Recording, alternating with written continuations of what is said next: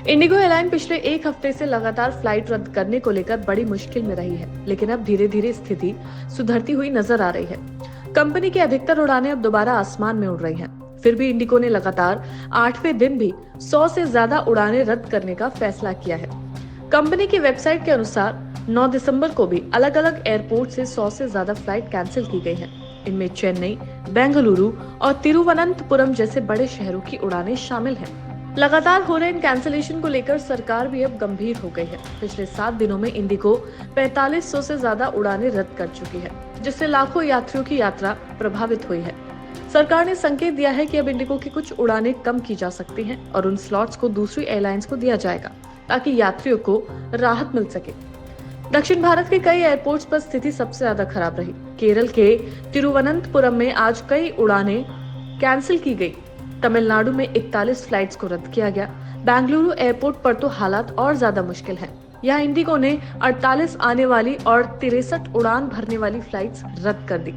यात्रियों को एयरपोर्ट पर घंटों इंतजार करना पड़ा। कई को आखिरी समय पर फ्लाइट कैंसिलेशन का संदेश मिला और बहुतों को वैकल्पिक बुकिंग न मिलने की वजह से अपनी यात्रा रद्द करनी पड़ी। इस स्थिति के बाद केंद्रीय नागरिक उड्डयन मंत्री राम मोहन नायडू ने संसद में सख्त रुख दिखाया। उन्होंने साफ कहा कि इंडिगो की लापरवाही की जांच शुरू कर दी गई है और सरकार इस मामले में ऐसी सख्त कार्रवाई करेगी जो भविष्य में बाकी एयरलाइंस के लिए भी एक उदाहरण बनेगी।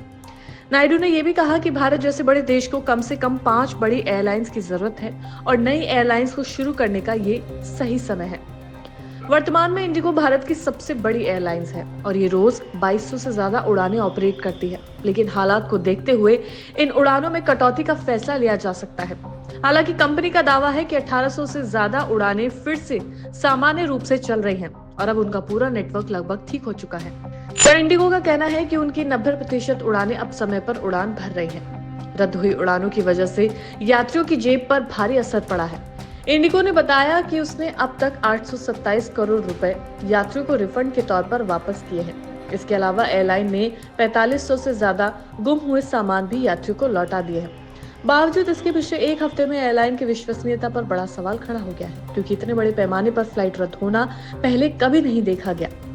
सरकार इस मुद्दे को हल्के में लेने के मूड में बिल्कुल नहीं है। यात्रियों को हो रही भारी परेशानी को देखते हुए नागरिक उड्डयन मंत्रालय ने अपने कई वरिष्ठ अधिकारियों, डिप्टी सेक्रेटरी, डायरेक्टर और जॉइंट सेक्रेटरी को आदेश दिया है कि वो देश के बड़े एयरपोर्ट्स पर जाकर खुद हालात की जांच करें। ये अधिकारी मुंबई, बेंगलुरु, हैदराबाद, कोलकाता, चेन्नई, अहमदाबाद, पुणे, गुवाहाटी, गोवा, तिरुवनंतपुरम जैसे अहम शहरों के एयरपोर्ट्स का दौरा करेंगे। इस दौरे का उद्देश्य ये समझना है कि यात्रियों को जमीन पर किस तरह की परेशानियों का सामना करना पड़ रहा है।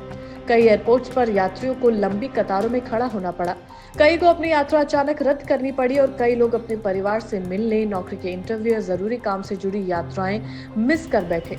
ऐसे में मंत्रालय ये जानना चाहता है कि एयरलाइंस, एयरपोर्ट अथॉरिटी और ग्राउंड स्टाफ यात्रियों के साथ कैसा व्यवहार कर रहे हैं और क्या बेहतर किया जा सकता है।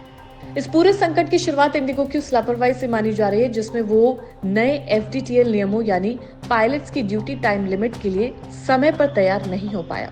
जब ये नियम लागू हुए तो अचानक बड़ी संख्या में पायलट उपलब्ध नहीं थे, जिसके चलते कंपनी को मजबूर होकर उड़ानों को रद्द करना पड़ा।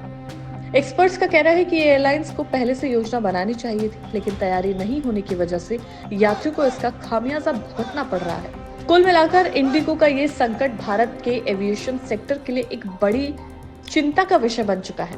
ये साफ हो गया है कि एयरलाइन चाहे कितनी भी बड़ी क्यों ना हो, अगर उसके पास सही प्लानिंग और संसाधन नहीं होते तो ऐसा खामियाजा लोगों को भुगतना पड़ सकता है। अब सबकी नजर इस बात पर है कि सरकार इस मामले में क्या कार्रवाई करती है और क्या इंडिगो अपनी सेवाओं को पहले जैसी विश्वसनीयता के साथ वापस पटरी पर ला पाती है या नहीं।